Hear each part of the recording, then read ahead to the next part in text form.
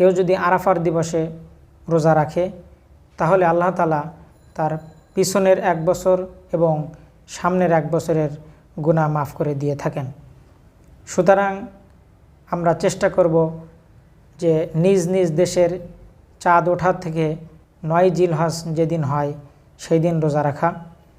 আর যদি আমাদের ভিতরে যদি সন্দেহ কাজ করে, কনফিউশন থাকে, তাহলে আমরা সৌদি আরবের যেদিন আরাফার দিবস হয় সেই দিন এবং নিজ দেশে যেদিন 9 জিলহজ হয় সেই দিন অর্থাৎ 2টা রোজা রাখা।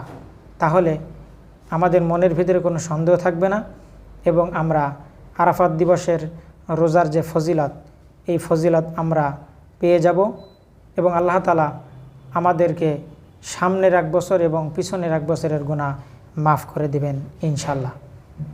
আল্লাহ তাআলা আমাদের